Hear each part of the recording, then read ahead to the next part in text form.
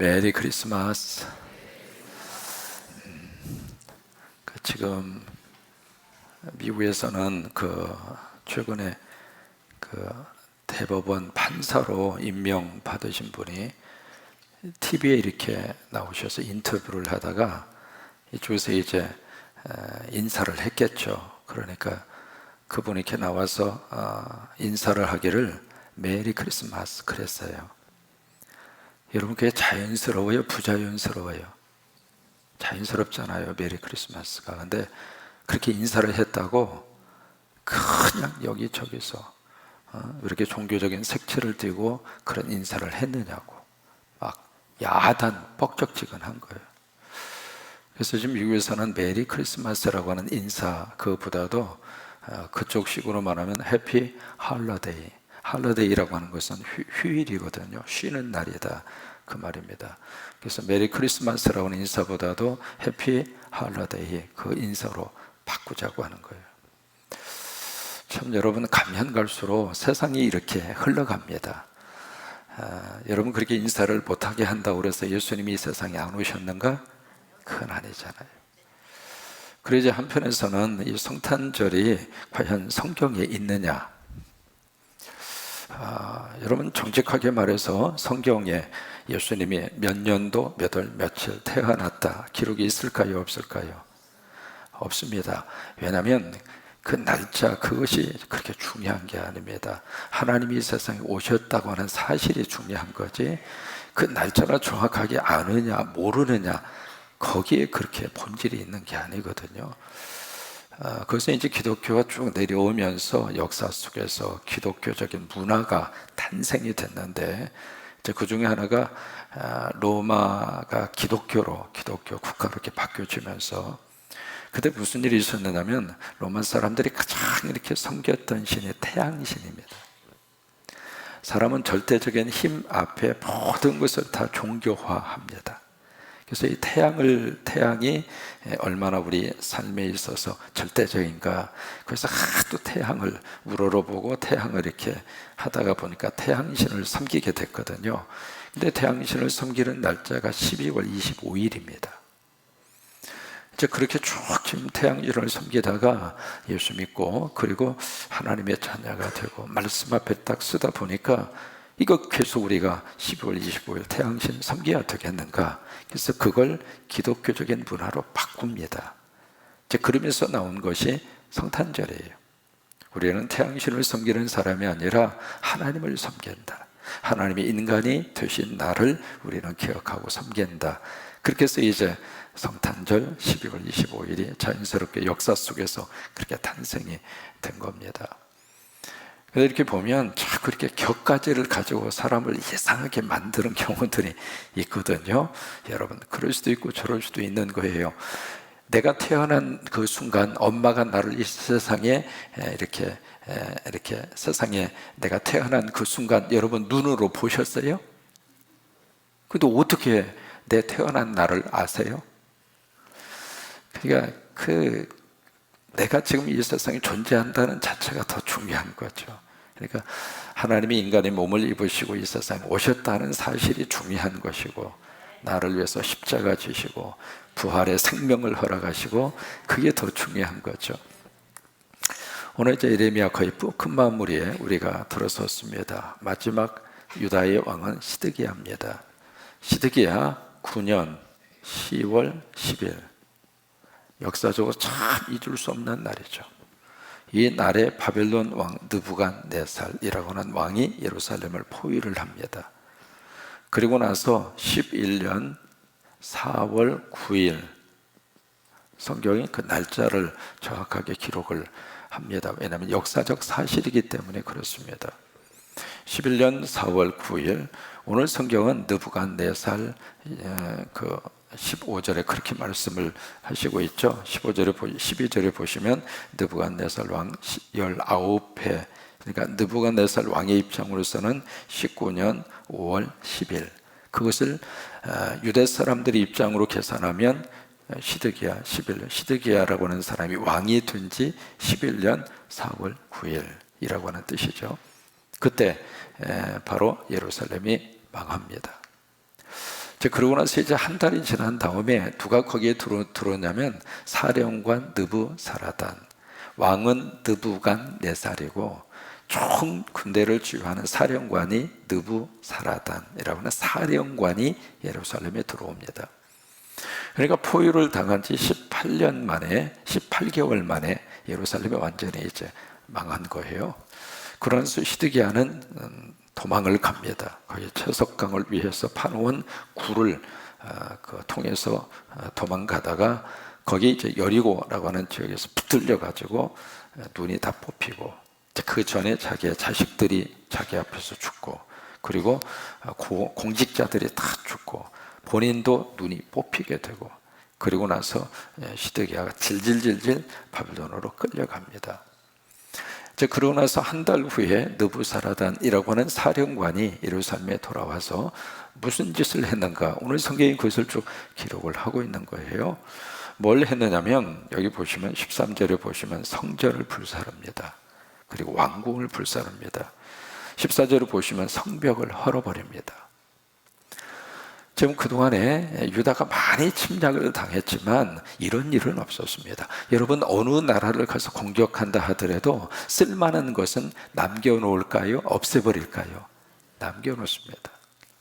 근데 지금 여기 느부사라단은 여기에 와서 지금 공격해서 들어와서 이렇게 점령하기 위해서 온 것이 아니라 싹쓸이를 하기 위해서 온 거예요. 근데 거기에 첫 번째 대상이 바로 뭐냐면 성전입니다. 성전을 불살라버리고, 그리고 왕궁을 불살라버리고. 우리로 보면 순서가 왕궁이 먼저잖아요. 근데 성경은 안 그래요. 성전이 먼저입니다. 그러니까 하나님의 성전이 다 불태워지고, 왕궁이 불살라지고, 성벽을 다 허물어 버립니다.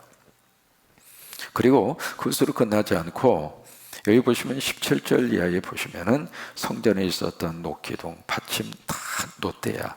17절에 그것을 어떻게 가지고 갔느냐면 17절에 보시면 성전의 노대야를 어떻게 했어요? 깨뜨려서 가지고 갑니다. 왜냐하면 이게 하도 크니까 이것을 통째로 운반하기에는 너무나 무거워요. 그러니까 아니, 사람이 이렇게 들고 가다가 무거우면 어떻게 돼요? 놓고 가야 정상이지. 가지고 가고 싶은 욕심이 있으니까 이걸 다 깨뜨린 거예요. 여기 이제 녹기둥이 있고, 그 다음에 녹바다가 있습니다. 그 바다라고 하는 것은 우리가 물두멍이 있잖아요. 물두멍. 성전에 들어가서 성전 뜰에 큰 하나의, 우리로 말하면 항아리와 같은 그런 대야잖아요. 근데 또 크니까 그것을 바다라고 그런 거예요. 물두멍을.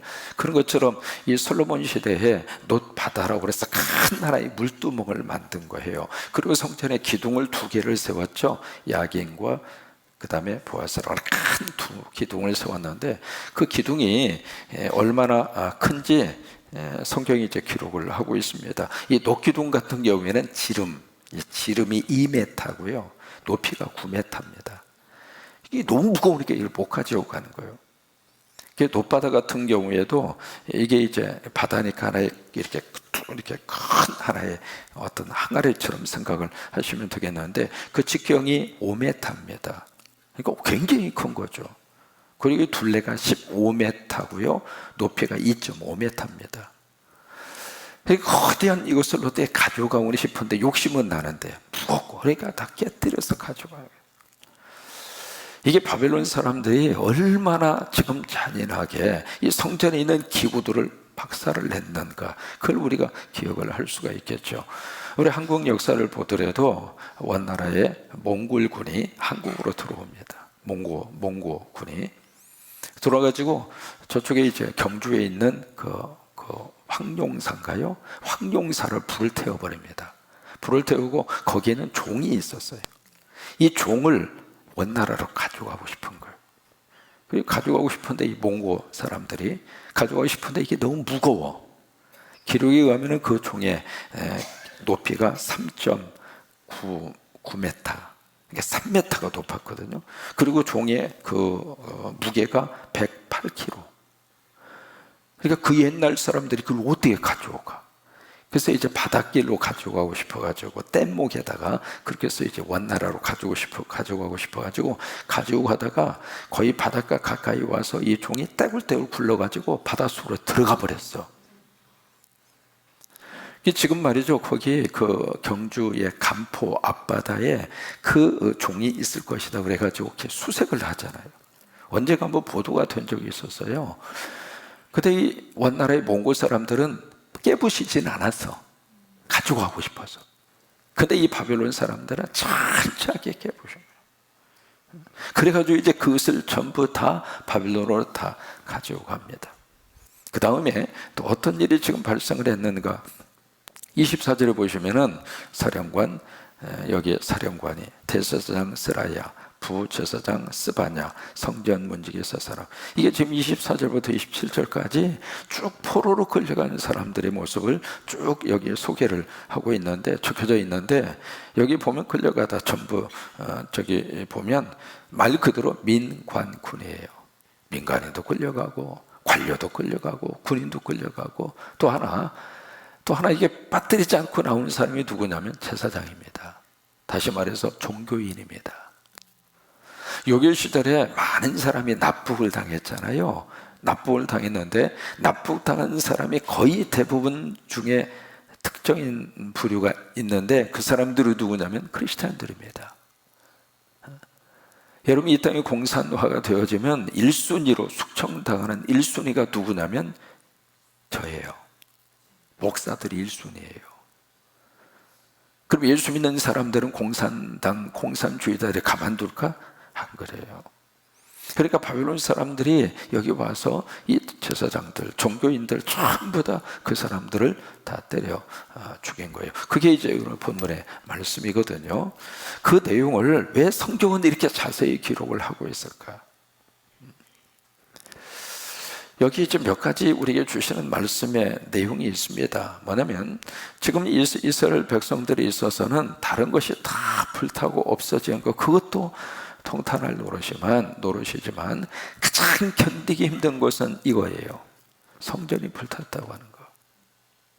그건 도저히 이건 받아들일 수도 없고 받아들이고 싶지도 않고, 그리고 그들의 어떤 삶에 대한, 믿음에 대한 가장 중요한 근간이 뿌리채 흔들려 버리는 거예요. 어떻게 성전이 불탈 수 있느냐. 왜냐하면 그들에게 있어서는 성전 신앙이 있습니다. 성전 신앙이라고 하는 것은 이스라엘 사람들의 가장 몇 가지 생각하는 특색이 있습니다. 그들이 가졌던 세계관이 있습니다. 뭐냐면 이 세상의 중심은 이스라엘이고, 이스라엘의 중심은 예루살렘이고, 예루살렘의 중심은 성전이고, 성전의 중심은 지성소고, 지성소의 중심은 법궤고, 법궤의 중심은 시흔자고, 시흔자라고 하는 것은 바로 하나님이 앉아 계시는 장소예요. 그러니까 그 사람들의 이 세계관의 중심의 가장 중요한 중심은 하나님이에요. 근데 그 하나님이 계신 곳이 어디냐면 성전이에요. 그렇게 생각하면서 철저하게 그들이 하나님을 섬기고 믿으면서 살았다고 생각했는데, 어떻게 하나님이 계시는 성전이 불탈 수 있느냐 이 말이에요. 그것이 그들에게 있어서는 도저히 받아들이기가 어려운, 아니 견디기 어려운 그런 하나의 문제로 그들 앞에 부각이 된 거예요. 그러니까 뭐냐면 하나님이 성전에 계시면 어떤 일이 있어도 성전은 안 무너진다 이거예요. 어떤 일이 있어도 하나님이 성전 안에 계시기 때문에 성전을 누구도 함락시킬 수도 없고, 누군가가 성전을 파괴하면 하나님이 가만두겠는가, 그게 그들의 어떤 생각이었거든요. 그래서 이제 그런 성전 신앙, 성전 중심의 그런 믿음을 가지고 지금까지 신앙생활을 했는데, 그 성전이 자기들 눈앞에서 불에 타고 다 사라지고, 성전에서 쓰던 그 기구들을 다 깨뜨려서 가져가고, 이제 그런 일이 발생을 한 거예요. 제가 전주에 오니까요, 그 이야기를 하더라고요. 이게 만약에 북한에서 무슨 사건이 벌어지고 무슨 일이 벌어지더라도 전주는 안전하다고. 그래서 왜 그래고 그랬더니 모악산에 김씨 시조 묘가 있어서, 여러분 들어보셨죠? 그 모악산에 가시면 김씨, 전주 김씨 시조 묘가 거기에 있습니다. 그래가지고 그분이 이제 그 김일성 그분의 32대, 그러니까 그분의 32대가 김일성이에요. 그러니까 북한에서 아무리 공격을 한다 하더라도 전주는 자기의 시조묘가 있으니까 공격하지 않을 것이라고. 근데 이게 2000년에 그 김정은 국방 그 양반이 만약에 내가 남한에 방문한다면 나는 모악산의 시조묘를 꼭 가서 참배를 할 것이다. 또 그 이야기를 또 한마디 했어요. 하다가 보니까 그쪽이 완전히 주목의 대상이 된 거예요. 저도 가봤어요. 거기가 김태서라고 하는 분의 묘지입니다. 거기가 전주 김씨 시조묘로 모시고 있는 그 묘가. 아니 그러면 자 보실까요? 거기 묘가 있으니까 어떤 일이 있어도 폭격하지 않을 것이다. 맞아요? 무슨 얘기냐면 여러분, 하나님은 성전 안에 계십니다. 그런데 하나님을 성전 안에다가 가두는 것은 성서적이지 않습니다. 성령님이 우리 교회 안에 계십니다. 그런데 성령님을 이 교회 안에다만 가두는 것은 성서적이지 않습니다. 또 하나, 하나님을 떠난 성전은 건물 덩어리일 뿐입니다. 성령님이 없는 교회는 그냥 하나의 건물일 뿐이에요. 근데 그 건물이 영원히 존재하리라 안 그래요. 근데 우리는 착각을 하는 경우들이 있습니다. 그냥 건물만 해놓으면 그 건물 안에 항상 내가 어떻게 예배를 드리든 내가 어떻게 신앙생활을 하든 하나님은 그 건물에 계시고, 그래서 언제든지 가면 하나님이 나를 만나 주시고. 아니에요. 그게 유대인들이 크게 잘못한 것 중에 하나였습니다. 그냥 자신들은 하나님의 말씀대로 순종하지 않는다 하더라도 성전에는 하나님이 늘 계시기 때문에 거기서 나를 만나 주시고 내 문제를 해결해 주시고 나를 도와주시고, 그런 착각 속에서 살았다 그 말이에요. 그러다 보니까 하나님이 계시는 성전이 어떻게 무너질 수 있느냐, 그러면서 혼란이 온 거예요. 아니에요. 여러분, 교회당을 아무리 멋있게 지어놨다 하더라도 교회당 지어놨으니까 성령님이 계시는 건 아닙니다. 성령님이 계실 만한 그런 믿음이 있어야 성령님이 계시는 거예요. 주님이 계실 수 있을 만한 믿음의 그런 역사들이 우리 안에서 믿음의 순종과 그리고 말씀의 은혜 속에서 있어야 하나님이 함께 하시고 성령이 도와주시고 주님의 거룩한 역사가 나타나는 것이지, 나는 하나님과 전혀 상관없이 살고 그러는데 어떻게 하나님이 거기에 함께 하시느냐고. 그렇지 않는 거예요. 두 번째로, 이 자세하게 이 기록을 한 이유는 이 실패의 모습을 통해서 배우라고 하는 거예요. 우리 그런 말 하잖아요. 반면교사로 삼아라. 이 유다의 실패된 이 역사를 보면서 그 역사를 다시 되풀이하지 말아라 그거예요. 지금 시드기야 9년 10월 10일까지 에레미야라고 하는 하나님의 사람을 통해서 요시야 13년부터 몇 년 동안 계속 말씀을 주셨느냐면 40년 동안. 그 말씀의 메시지의 일관적인 내용은 바로 뭐냐면, 하나님이 주신 말씀의 메시지는 그예요. 바벨론에다가 어떻게 하라고 그러냐면 항복하라고 그랬어요. 바벨론을 항복해라. 왜? 하나님이 지금 그렇게 바벨론을 쓰시고 있다. 근데 이 한결같이 요시야부터 시작해서 시드기야까지 어디로 자꾸 갔느냐면 애굽 쪽으로 붙은 거예요. 그렇게 애굽 쪽으로 자꾸 붙으니까 바벨론의 입장으로서는 화가 더 나는 거예요. 어떤 의미에서 그들은 애굽으로 붙어야 살 수 있다고 생각을 했던 거죠. 근데 하나님은 아니다. 지금은 바벨론에 항복하는 게 살 길이다. 왜? 지금 역사 속에서 하나님이 그렇게 역사를 끌고 가신다. 그러니 받아들이기 힘들어도, 이해하기 어려워도 바벨론 쪽으로 붙어라. 그래야 너희가 살 수 있다. 바로 그거예요. 지금 우리 한국의 입장으로서는 여러 가지 다중 외교를 하고 그 다음에 무슨 균형 외교를 하고, 말은 좋습니다. 여러분, 국제사회 속에서 이쪽도 좋고 이쪽도 좋고 그게 가능할 것 같습니까? 아니에요. 냉엄합니다. 국제사회의 질서라고 하는 것은 잘못 쓰면 끝나는 거예요. 그래서 우리가 지금 지도자를 위해서 간절히 기도해야 할 이유가 바로 그거예요. 시드기야 한 사람의 이 잘못된 이 판단이 본인만 불행하게 끝났는가? 아니에요. 나라 전체가 다 불행해졌어요. 지금 우리는 이 나라의 지도자들이 정말로 바른 판단을 하고 바르게 설 수 있도록, 중국도 잡고 중국도 얼레고 일본도 얼레고 미국도 얼레고, 그러면 우리는 다 여기저기 경제적인 관계 속에서 우리의 돈벌이도 하고 안정도 보장을 받고, 여러분 그 꿈처럼 될까? 안 됩니다. 그래서 이 유다의 역사를 통해서 우리는 다시 한번 반면교사로 삼는 거예요. 받아들이기 어려웠지만 바벨론에 항복하는 것이 그들에게 있어서는 산길이었고, 왜 그랬을까? 이유가 있습니다. 바벨론에 항복하는 것은 바벨론의 힘에 굴복당하는 그 일이기도 하지만, 더 중요한 것은 하나님의 채찍이에요. 그들이 잘못하고 죄를 지어서 하나님의 징벌입니다. 그 징벌 앞에 순종하라고 하는 것이죠. 결국 예레미야 마지막 부분은 이 문제를 다루면서 예레미야의 끝을 내고 있습니다.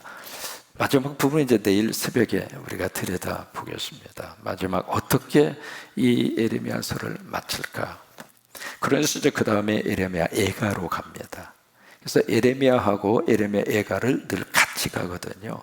애가라고 하는 것은 슬픈 노래라고 하는 뜻입니다. 그러니까 우리가 예레미야 강해를 우리가 120번 가까이 들었잖아요. 횟수로는 2년 동안 새벽에 예레미야 강해를 쭉 같이 들으셨는데, 이 역사 속에서 하나님께서 계속 말씀하시고, 근데 유다의 백성들은 그 말씀 앞에 믿음의 반응이 없는 거예요. 여러분, 신앙이라고 하는 것은 하나님의 말씀 앞에 긍정적 반응을 보이는 것이 신앙이에요. 해보실까요? 신앙이란 하나님 말씀 앞에 긍정적 반응을 보이는 것이다.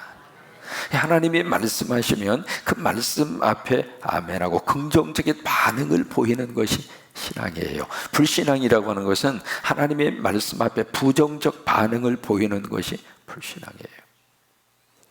결국 불신앙의 마지막 결과 때문에 철저하게 다 불에 타서 사라지고 없어지고, 그것을 바라보고 예레미야 애가가 나오는 겁니다.